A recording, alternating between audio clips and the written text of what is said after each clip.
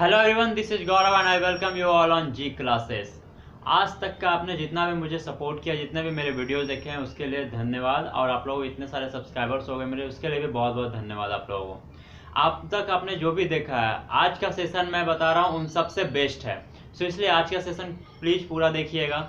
आज मैं आपको इंडिया घुमाने वाला हूँ। इंडिया में आपको हिमालय से लेकर अंडमान निकोबार तक घुमाने वाला हूँ। आपको यहाँ पे राजस्थान से लेकर के मैं आपको डेक्कन प्लेटू, छोटा नागपुर प्लेटू, यहाँ की नदियाँ, झरने, सभी चीज़ के बारे में आज आपको बताने वाला हूँ।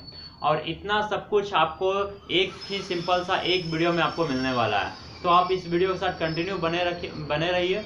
और इस वीडियो में आपको बहुत सारी जानकारियाँ मिलते जाएगी। प्लस ये जो सेशन है, अगर आप क्लास 6 में हैं या क्लास 9 में है तो डायरेक्टली आपके एग्जाम में क्वेश्चन आएंगे, क्योंकि ये जो चैप्टर पढ़ना है आपको वो क्लास 6 में भी पढ़ना होता है एंड क्लास 9 में भी पढ़ना होता है। तो अगर आप क्लासेस के स्टूडेंट हैं तो उनके लिए भी सेशन काफ़ी हेल्पफुल होने वाला है। और कॉम्पिटेटिव स्टूडेंट्स हैं तो उनको सिर्फ इस सेशन में कुछ भी नोट डाउन नहीं करना है, सिर्फ मेटिकुलसली सुनना है इस सेशन को, बहुत ध्यान से समझना है इस सेशन को, क्योंकि इसमें समझने वाला चीज़ ज़्यादा है, रटने वाला चीज़ बहुत कम है। So let's start this session. तो सबसे पहले आप लोग सपोज कि अभी आप लोग अर्थ पे नहीं है, चलिए हम लोग किसी दूसरे प्लैनेट पे चलते हैं। मेरा प्लैनेट है मार्स। चलिए मैं आप लोग सबको मार्स पे ले जाता हूँ। अब मार्स से हमें अर्थ पे आना है। ओके, सब लोग सीट बेल्ट बांध लीजिए। अब मार्स से हम लोग को अर्थ पे आना है, तो अर्थ पे आने के लिए अब मुझे इंडिया में आना है। तो आपका मान लीजिए जो आपका एरोप्लेन है या जो कुछ भी है, एरोप्लेन से तो वहां पहुंच नहीं सकते हैं, तो जो आपका यान है अब यहाँ पे तो आ गया, ये तो आपका अर्थ है। अब अर्थ में इंडिया कहाँ है उसे कैसे पता चलेगा? ऐसा तो नहीं कि एक घर है इंडिया में जाके घुस गए वहां पे। तो इस पूरे वर्ल्ड में ये पूरा अर्थ है, इस अर्थ में इंडिया कहाँ पे है, तो उससे हमें जानने के लिए हमें क्या जरूरत पड़ती है? साइज, लोकेशन जानना होता है। अब लोकेशन के हिसाब से अगर मैं बता दूं कि यहाँ पे अगर मुझे आ जाना है तो यहाँ पे इंडिया कहाँ है, इस जगह पे है कि इस जगह पे, इस जगह पे, ये तो मुझे पता नहीं चलेगा। तो और उसके बाद फिर अगर मैं बता दूं कि इस जगह पे इंडिया है, तो अगर ऐसे में एक लाइन बता दूं तो ये एक पॉइंट आपको जो बता रहा है, जो ग्रिड बता रहा है, ये ग्रिड बता रहा है कि इस जगह पे इंडिया है आपका। तो इस जगह को क्या बोलते हैं हम लोग? साइज बताते हैं या लोकेशन के नाम से जानते हैं। तो अब इंडिया का हम लोग लोकेशन जानने के लिए सबसे पहले हम लोग को लैटिट्यूड एंड लॉन्गिट्यूड समझना होता है, जिससे आप लोग अक्षांश और देशांतर समझते हैं। जैसे मुझे ये पता चला कि इस जगह पे इंडिया है, तो इस जगह पे इंडिया कहाँ पे है? ये तो इक्वेटर है, इसे इक्वेटर बोलते हैं। इक्वेटर में आपको बता दें ऑलमोस्ट 13 कंट्रीज के अराउंड यहाँ पे लाइज करती है। तो अब यहाँ पे 13 कंट्रीज में इंडिया कहाँ है ये तो नहीं बता सकते ना, एक्चुअली इंडिया इक्वेटर पे होता भी नहीं है। तो यहाँ पे हमको कैसे पता चला कि इंडिया कहाँ पे है? इसलिए हम लोग को सिर्फ, अगर इक्वेटर है इसलिए हम लोग यहाँ पे सिर्फ हम लोग लैटिट्यूड या लॉन्गिट्यूड को जानकर नहीं बता सकते हैं। अगर मुझे सिर्फ लैटिट्यूड पता चल जाए तो भी हम इंडिया में नहीं पहुंच सकते हैं, लॉन्गिट्यूड पता चल जाए तो भी नहीं पहुंच सकते। जब तक ये दोनों कंबाइन मिलते हैं तब हम लोग पहुंचते हैं यहाँ पे। तो ये मेरा लैटिट्यूड कहलाता है, ये लॉन्गिट्यूड कहलाता है। तो इंडिया के लोकेशन को बताने से पहले मैं थोड़ा आपको लैटिट्यूड एंड लॉन्गिट्यूड का थोड़ा सा समझा देता हूँ, शॉर्ट में बताता हूँ। अगर ये आप देखते हैं, ये आपका अर्थ है, और ये अर्थ में अगर ये एक लाइन है, ये इमेजिनेशन लाइन है, कहीं पे खींचा हुआ नहीं है, तो ये आपका क्या हो गया? इसे हम लोग इक्वेटर बोलते हैं। अब इक्वेटर के पैरेलल में जो भी लाइन जाएगा, ये ऊपर में लाइन जाता है और ये नीचे में लाइन जाता है, इसलिए इसे हम लोग नीचे को साउथ और ऊपर को नॉर्थ बोलते हैं। तो आप ध्यान रखेंगे, जब भी लैटिट्यूड बताऊंगा तो उसमें आपका जो भी आपका टाइम लैटिट्यूड दे रखेगा उसमें सिर्फ नॉर्थ और साउथ का ही मेंशन होगा। लैटिट्यूड में मैं देखा हूँ एग्जाम में लोगों को ऑप्शन मिलते हैं तो लैटिट्यूड का आपका सही दिया रहेगा, बट वहाँ पे ईस्ट वेस्ट नॉर्थ साउथ दे करके आपको कंफ्यूज कर देगा। तो आप ध्यान रखिएगा, आपका ईस्ट वेस्ट लैटिट्यूड होता ही नहीं है, हमेशा नॉर्थ में होता है और साउथ में लैटिट्यूड होता है। तो दो ऑप्शन ऐसे ही एलिमिनेट हो गए, ठीक है। नेक्स्ट आपको मैं लॉन्गिट्यूड के बारे में बताता हूँ। लॉन्गिट्यूड क्या होता है? ये अगर ग्लोब है तो आप संतरा को देखे होंगे, ऑरेंज देखे होंगे। ऑरेंज को जब आप देखते हैं तो ऐसे से छीलते जाते हैं, बहुत सारा पीस निकलता है और अपने फैमिली मेम्बर्स में डिस्ट्रीब्यूट करते होंगे, ठीक है। और खाने के लिए तो डिस्ट्रीब्यूट नहीं करते हैं, जब प्रसाद बांटते हैं तब उसमें डिस्ट्रीब्यूट करते हैं, अदरवाइज तो सिंगल सिंगल ही वो ले लेते हैं। तो ये जो आपका ऐसे ऐसे करके जो बांटा जाता है, ये आपका लॉन्गिट्यूड कहलाता है, जिसे हम लोग संतरा के नाम से जानते हैं। तो लॉन्गिट्यूड आपका क्या क्या है? ये अगर पॉइंट लेते हैं तो इधर से आपका ईस्ट में जाता है और इधर से आपका वेस्ट में जाता है। तो लॉन्गिट्यूड हमेशा ध्यान रखिएगा ईस्ट और वेस्ट में आता है। लैटिट्यूड आपका नॉर्थ और साउथ में आता है। तो ऑप्शन तो चारों दे रखेगा, डिजिट सबका सेम दे रखेगा, तो आपका 2 ऑप्शन वैसे ही एलिमिनेट हो जाएंगे। आपका इसमें इक्वेटर जो है आपका इसमें नॉर्थ साउथ में आता है, ये लैटिट्यूड हो गया। और लॉन्गिट्यूड, इसका एक और तरीका मैं समझाता हूँ। लैटी मतलब लेटा हुआ आदमी कौन है? ये तो सोया हुआ है ना, रेक बना हुआ है तो सोया हुआ है। तो लैटिट्यूड जब भी आप समझ जाइए, सोया हुआ जो होता है वो लैटिट्यूड होता है। लॉन्गिट्यूड क्या होता है? लंबा वाला कुछ, तो ये लंबा वाला जो आ रहा है ना, ये लॉन्गिट्यूड होता है। आई होप आपको लैटिट्यूड एंड लॉन्गिट्यूड काफी अच्छे से क्लियर हो गया होगा। अब मैं इसके बारे में मेंशन करता हूँ यहाँ पे। तो अब हमारा अंतरिक्ष यान में हम लोग बैठे हुए हैं। जैसे आप लोगों ने मुकेश खन्ना का पहले एक शक्तिमान के बाद एक आर्यन मैन आया था, अगर बचपन में देखे होंगे तो हमारे टाइम में चलता था वो, तो उसमें सिर्फ अंतरिक्ष से रिलेटेड ही स्टोरी चलता था। तो ये अंतरिक्ष यान है, यहाँ पे बैठे हुए हैं और यहाँ एक्चुअली गौरव सर ही चला रहे हैं, आप लोग तो सिर्फ ट्रैवल कर रहे हैं उसमें। तो गौरव सर को इंडिया पहुंचना है, उन्होंने लैटिट्यूड और लॉन्गिट्यूड को फाइंड किया। जब उन्हें पता चला लैटिट्यूड लॉन्गिट्यूड कहाँ पे है, तो लैटिट्यूड देखा कि 8 डिग्री 4 मिनट नॉर्थ, ये डिग्री में पढ़ते हैं और इसको मिनट में पढ़ते हैं, से लेकर 37 डिग्री 6 मिनट नॉर्थ, ये आपका लैटिट्यूड है। दैट मीन्स ये लेटा हुआ जो जगह है उसका नाम है। फिर लॉन्गिट्यूड देखा तो 68 डिग्री 7 मिनट ईस्ट से 97 डिग्री 25 मिनट ईस्ट। तो अब आपको समझ में आ गया होगा कि ये आपका लैटिट्यूड और लॉन्गिट्यूड क्या होता है और यहाँ से कैसे पहुंचते हैं। जब इसे मैं ऊपर से देखूंगा तो मुझे ऐसा एक जगह दिखाई देगा और इस जगह पे मैं अपना यान को लैंड करवा दूंगा। तो आई होप आपको क्लियर हो गया होगा। अब आप लोग इंडिया में पहुंच गए हैं। अब आप लोग जब इंडिया में पहुंच गए हैं तो आपको कोई मिल गया मूवी देखे होंगे, जैसे ही आपका यान पहुंचता है तो जादू बाहर आ जाता है। अब हम लोग सब जादू बनकर बाहर आते हैं।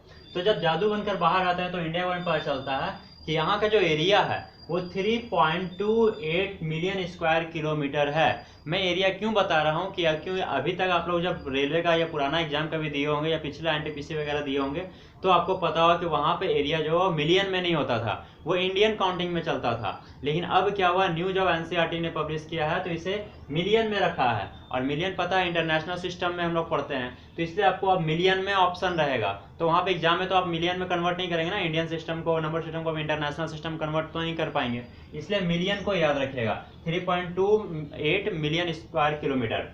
अब लैंड बाउंड्री क्या होता है, तो जो जमीन से सटा हुआ, जैसे पाकिस्तान हो गया, चाइना हो गया, ये सबसे जो सटा हुआ बाउंड्री है वो कितना है, 15,200 किलोमीटर। 15,200 किलोमीटर।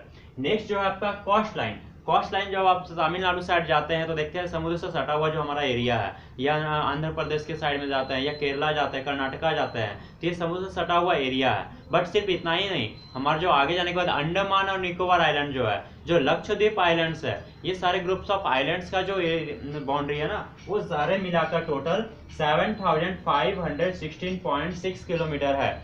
ये आप ध्यान रखेंगे।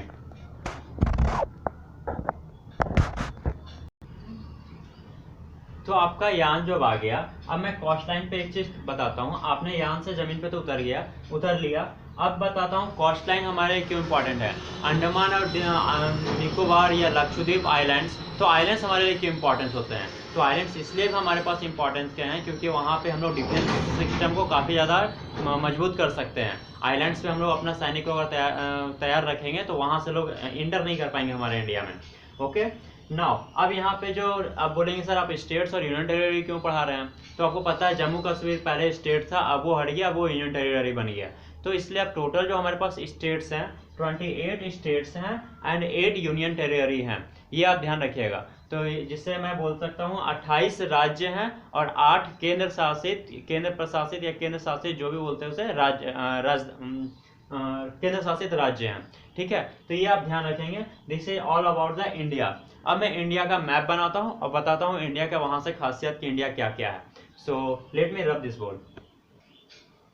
अब इंडिया का मैप मैंने जैसा बन सका था बनाया। उसके बाद मैं बताता हूँ इंडिया के बारे में, आपको बता दूं, आपको बहुत प्राउड फील होगा कि आप इंडिया में हैं जियोग्राफिकली। क्यों, वो बताता हूँ। दुनिया का ऐसा कोई कंट्री नहीं है जिसका सेल्फ डिफेंस खुद का जियोग्राफिकल रीजन हो सकता है, बट इंडिया का डिफेंस सिस्टम खुद का जियोग्राफिकल रीजन है। कैसे, यहाँ पे बहुत बड़ा हिमालय पहाड़ है, तो हिमालय से जनरली लोगों का आना जाना हो ही नहीं सकता है, तो वहां से हमें कोई खतरा हो ही नहीं सकता है। अगर इस एरिया में जाकर देखें आप तो यहाँ पूरा बे ऑफ बंगाल का रीजन भरा हुआ है, मतलब ये पूरा समुद्री एरिया है, तो यहाँ से आपका कोई इंटर कर ही नहीं सकता है जनरली आदमी। ठीक है। फिर आप इधर देखेंगे तो आपका ये इंडियन ओशन है, यहाँ पे आपका अरेबियन सी है, अरेबियन सी से कोई एंटर कर ही नहीं सकता है। तो भगवान ने इंडिया को इतना अच्छा प्रोटेक्टिव हिसाब से बनाया था, इसलिए बोलते हैं ना इंडिया में बहुत सारे 33 करोड़ देवी देवता वास करते हैं। तो रीजन भी यही है ना कि उनका जो घर बना था वो इतना अच्छा घर बनाया था कि उनके आसपास कोई दुश्मन आ ही नहीं सके। ठीक है, तो आप देखिए कितना प्राउड फील होगा आपको कि कितना सेल्फ मतलब कितना डिफेंसिव एरिया में हम लोग रहते हैं। अब बात करता हूँ इंडिया के नेबरिंग स्टेट्स कंट्रीज के बारे में। तो यहाँ पे देख सकते हैं हमारा चाइना है, सेकंड में आपका नेपाल हो गया, फिर आपका भूटान हो गया, फिर अगर मैप से मैं इधर ले जाऊँ आपको तो ये म्यांमार हो गया, फिर इधर से मैं आ जाऊँ आपका नीचे तो एक श्रीलंका है, ये आपका शायद ये आपका बहुत नज़दीक है, शायद 16 या 32 किलोमीटर के आसपास की दूरी में यह श्रीलंका आपका है। और उसके बाद फिर आ जाओ तो मैं यहाँ पे आपका देखेंगे पाकिस्तान है जो आपको मैप से ही दिख रहा होगा, और ये अफगानिस्तान का थोड़ा सा एरिया जो है यहाँ 105 किलोमीटर के अप्रॉक्स में वो बाउंड्री को टच करता है इंडिया को।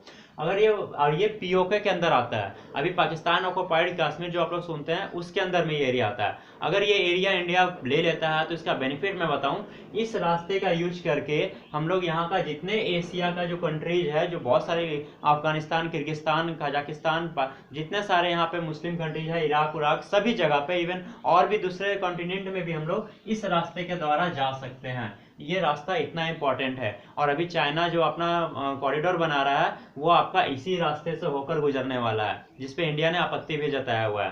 ठीक है, तो ये रास्ता इंडिया को मिलना बहुत जरूरी है। उससे हम लोग को जो सी रूट्स वगैरह है, उससे जो हम लोग ट्रांसपोर्टेशन सिस्टम करते हैं उसमें हमारी बचत हो सकती है। ठीक है, मूविंग ऑन। अब मैं बता दूं कि हर एक देश का अपना टाइम जोन होता है। जैसे आपको पता होगा कि जो हमारे यहाँ समय हो रहा है वही समय लंदन में नहीं होता रहता है, या वही समय अमेरिका में नहीं होता रहता है। तो वो डिपेंड करता है हमारा लैटिट्यूड और लॉन्गिट्यूड के हिसाब से। एक्चुअली लॉन्गिट्यूड पे ज़्यादा डिपेंड करता है वो। तो हमारा जो चीज़ है ना, वो जो टाइम जोन है वो लैटिट्यूड लॉन्गिट्यूड जब हम लोग लेते हैं तो यहाँ से अगर देखेंगे आप गुजरात से, यहाँ पे गुजरात है और यहाँ अरुणाचल प्रदेश है, इन दोनों के बीच में 2 घंटे का टाइम डिफरेंस होता है।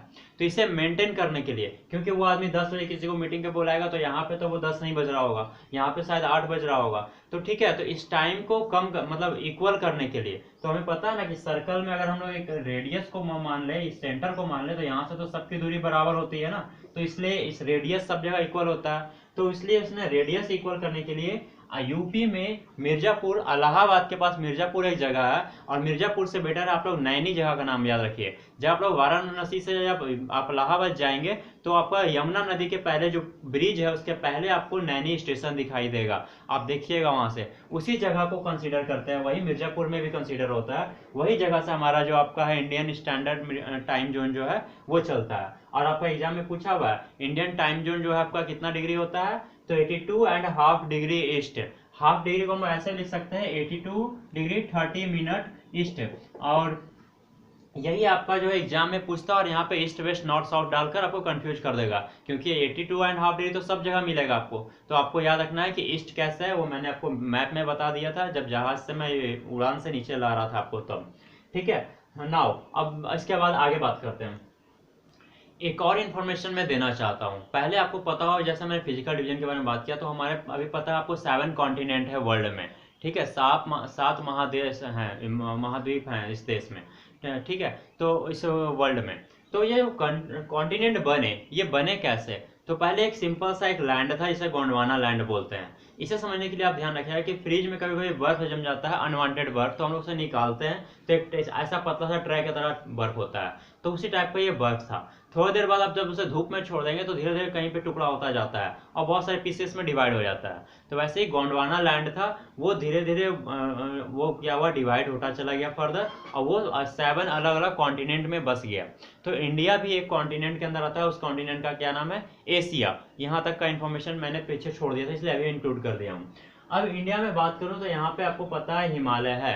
तो हिमालय के बारे में मैं बात करूं, हिमालय पहले हिमालय नहीं था, वहां पे तेथिस सी था, तेथिस सागर था वहां पे। बट मैंने जब वॉल्केनिक इरप्शन आपको पढ़ाया है, प्लीज उससे भी जाकर आप वॉच करें एक बार सेशन को जब टाइम कभी मिले तो वॉल्केनिक इरप्शन में बताया था जब समुद्र के अंदर से वो इरप्शन निकलता है तो काफी ऊंचा निकला था तेथिस सी से, और वो जो सी था वो पूरा ऊपर निकलने के बाद वो जब जम गया, ठंडा हो गया, और इस तरह से 33 सी से हमारा क्या बन गया, हिमालय निकल गया, हिमालय बन गया। ठीक है, और ठंडा होने के बाद ये माउंटेन बन गया। तो ये तो हिमालय के बारे में मैंने बता दिया। ठीक है, इसका हाइट भी अगर आप लोग लिखना चाहते हो तो 8848 मीटर लिख सकते हैं, इसका हाइट होता है। अब न्यू बुक में देख रहे हैं, हमारे जीके की बुक में 50 भी लिख दिया है, बट आपको एनसीईआरटी पे चलना है, 8848 है इसका हाइट। ठीक है, अब हिमालय के बाद में बात करूँ अब इंडिया का फिजिकल डिवीजन। आप आज के सेशन में आपको बहुत ज़्यादा पॉज दिख रहा होगा क्योंकि मॉर्निंग का टाइम है और अभी यहाँ काफ़ी सारी ट्रेनें गुजर रही हैं, इसलिए मुझे बार वीडियो पॉज करना पड़ रहा है। अब मैं बात कर रहा था यहाँ पे फिजिकल डिविजन्स के बारे में, कि इसे फिजिकली कितने पार्ट में डिवाइड किया गया है। तो जनरली जियोग्राफर्स ने इसे 6 पार्ट में डिवाइड किया है। अब ये 6 पार्ट्स का जो मैं नाम पढ़ रहा हूँ, हो सकता है आपको दिखाई नहीं दे तो पावर बढ़ा लीजिए या फिर मेरे से सुनकर इस 6 पार्ट्स को आप लोग कॉपी में नोट डाउन कर लीजिए।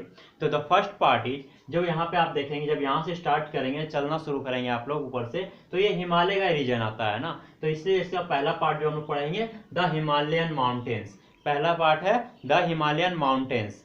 Next part is the northern plains. Mountain जैसे ही खत्म होगा, बहुत सारी जब नदियां आएगी तो वो नीचे प्लेन्स में मिल जाएगी। तो आपको पता है पंजाब, हरियाणा, यूपी, बिहार, ये सारा जो एरिया है वो प्लेन्स में आता है। तो माउंटेन से नीचे उतरे हमें प्लेन्स मिल गया, उत्तराखंड के नीचे उतरे तो हरिद्वार के पास से हम लोग सिर्फ प्लेन्स ही प्लेन्स मिल गया, जहाँ पे खेती काफी सारा होगी।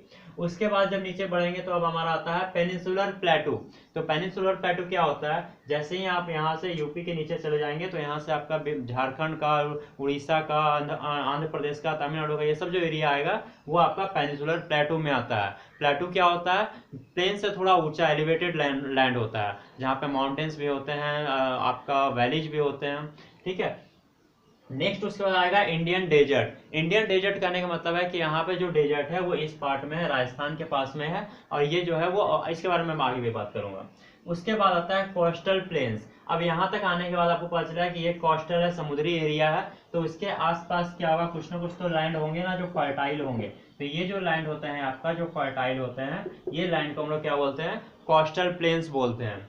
उसके बाद जो आपका आता है आइलैंड्स। जो नेक्स्ट है आपका लास्ट जो है वो है आइलैंड्स। तो आइलैंड्स में आप पढ़ेंगे Lakshadweep islands and Andaman and Nicobar islands. ये ग्रुप्स ऑफ आइलैंड मिले होते हैं, इसलिए इसको ग्रुप्स ऑफ आइलैंड्स के नाम से भी जानते हैं।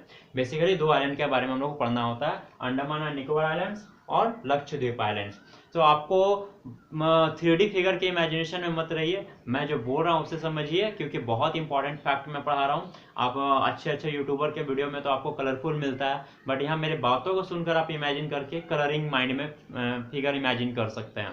सो प्लीज बने रहिए और सब्सक्राइब करते रहिए, करवाते रहिए अपने दोस्तों के साथ। इसके बारे में मैं अब डिटेल 1 बाय 1 बता रहा हूँ। मैं आपको अब इसमें जो मैंने बताया हिमालयन के बारे में और प्लेन्स के बारे में, ये 2 फिजिकल फीचर्स पे मैं आपको अलग एक सेशन का वीडियो दूंगा क्योंकि काफ़ी लंबा वो सेशन है। उसके बाद जो थर्ड डिवीजन है आपका पेनिनसुलर प्लेटू, वहाँ से मैं इसे कंप्लीट करवाता जाता हूँ। तो पेनिनसुलर प्लेटू में आप जानेंगे कि जैसे ही आप नॉर्दर्न प्लेन से नीचे आते हैं, तो ये जो ट्रायंगुलर शेप में इंडिया का जो नक्शा दिख रहा है, ये ट्रायंगुलर शेप ही आपका पेनिनसुलर प्लेटू में आता है। और इस प्लेटू में मेनली हम लोग 3 प्लेटूज के बारे में पढ़ते हैं। पहला जो आपका मालवा प्लेटू, जो आपका मध्य प्रदेश के आसपास का एरिया में आ रहा है। उसके बाद जो आपका है छोटा नागपुर प्लेटू, जो आपका झारखंड उड़ीसा के आसपास आता है। और ये डेक्कन प्लेटू जो आपका वो साउदर्न जितने भी स्टेट्स हैं उनको टच करता है। ये आपका ट्रायंगुलर फिगर में आपका प्लेटूज के बारे में था। अब मैं इसमें बता दूं, ये आपका यहाँ पे अरावली रेंज है, जो अरावली माउंटेन आपने पढ़ा हुआ या फिर मैं पढ़ाऊंगा भी इसके बारे में। इसके बाद आपका आता है तो अरावली रेंज के बारे में मैंने बता दिया। अब जो फर्स्ट पढ़ना है वो है मालवा प्लेटू। तो प्लेटू से मैं बता दूं कि जैसे हिमालय से बहुत सारी रिवर्स निकलती है, वैसे ही प्लेटू से भी काफी सारी रिवर्स निकलती है। उसमें मालवा प्लेटू में जो आपका सबसे इंपॉर्टेंट है वो है चंबल और सोन। ये दोनों रिवर जो है ना, चंबल नदी और सोन नदी आपने सुना भी होगा। तो ये दोनों रिवर जो है, ये बहुत सारी रिवर निकलती है, बट ये इंपॉर्टेंट रिवर है जो एग्जाम के पर्पज से आपको पूछा जाता है। तो चंबल और सोन कहाँ से निकलती हैं, मालवा प्लेटू से निकलती हैं। ठीक है, और ये क्या है, गंगा रिवर का ट्रिब्यूटरीज है। ये नदियां गंगा नदी में जाकर मिल जाती हैं। उसके बाद मैं बात करूं, ये आपका विंध्या रेंज है। ये विंध्या रेंज है और यहाँ पे सतपुरा रेंज है। तो विंध्या रेंज नॉर्थ में और सतपुरा रेंज साउथ में, इसके बीच एक रिवर बहती है, उसका नाम है नर्मदा रिवर। और सतपुरा के नीचे एक रिवर है आपका, वो है तापी रिवर। इसे तापी रिवर या ताप्ती रिवर के नाम से भी जानते हैं। ये 2 रिवर का मैं मेंशन इसलिए कर रहा हूँ क्योंकि जितनी भी नदियां आप देखेंगे सारा बह बह कर आएगी और इधर आप बे ऑफ बंगाल में ही गिरती है। बट ये दो ऐसी नदियां हैं जो आपका, जिसका नाम है नर्मदा और ताप्ती, ये क्या होता है आपका रिफ्ट वैली से होते हुए ये आप अरेबियन सी में गिरती है। ये आपको दिखाया था मैंने, ये अरेबियन सी है। तो आपसे वेस्ट फ्लोइंग रिवर एग्जाम में बहुत बार पूछा हुआ है। वेस्ट फ्लोइंग रिवर जो है आपका कौन है, नर्मदा और ताप्ती भी है। यह रिफ्ट वैली से क्रॉस करती है जो रिवर, वो भी कौन है आपका, नर्मदा और ताप्ती है। बहुत इंपॉर्टेंट क्वेश्चन है, बहुत बार पूछा हुआ है इससे क्वेश्चन, प्लेटू में ये क्वेश्चन बहुत इंपॉर्टेंट होता है। नाउ मूविंग ऑन, अब हम लोग बात करते हैं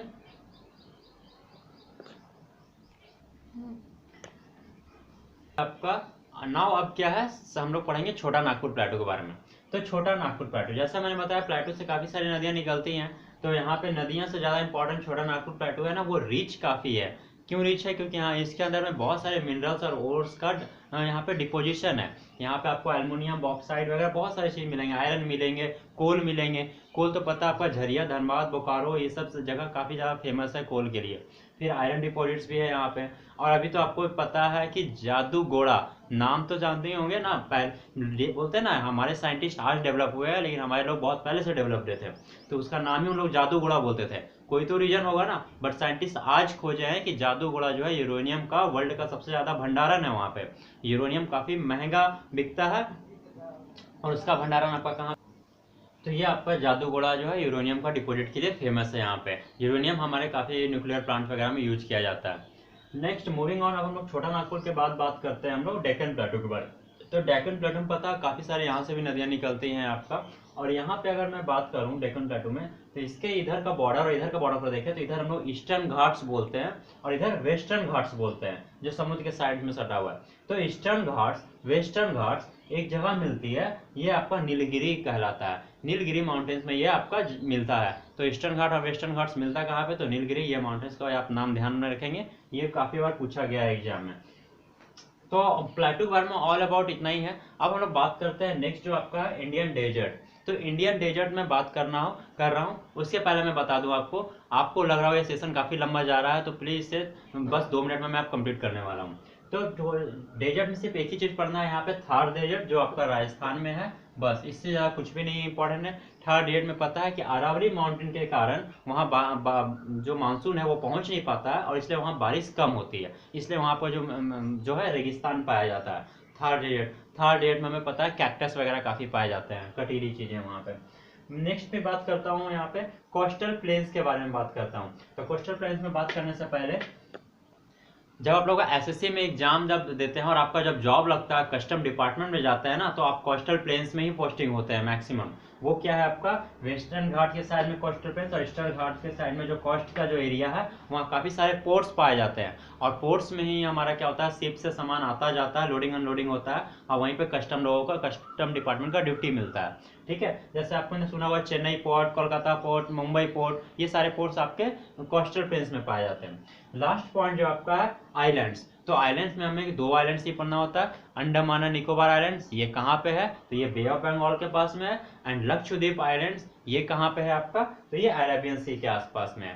ठीक है, तो ये इतना इंपॉर्टेंट, इतना सारा चीज मैंने आपको बहुत ही कम समय में काफी संक्षेप में, पॉइंट्स एक भी नहीं छूटने दिया और सब कुछ मैंने इसमें आपको दिया है। मैं आपको रिक्वेस्ट करता हूँ कि इस वीडियो को 2 से 3 बार देखिए आप, और इसे पाउच कर करके देखिए और एक स्टोरी टाइप का सुनिए। तो ये वीडियो अगर आपने 2 से 4 बार देख लिया ना, तो ये पूरा इंडिया, आपका इंडिया आप बहुत अच्छे से समझ जाएंगे, क्योंकि आप अपने बारे में जान रहे हैं। आप अपना इंट्रोडक्शन अच्छे से दे सकते हो, तो अपने इंडिया का भी तो इंट्रोडक्शन जानिए अच्छे से। So this is all about this session. Please give it a thumbs up, share with your friends and subscribe this channel. Thank you for watching this. जय हिंद।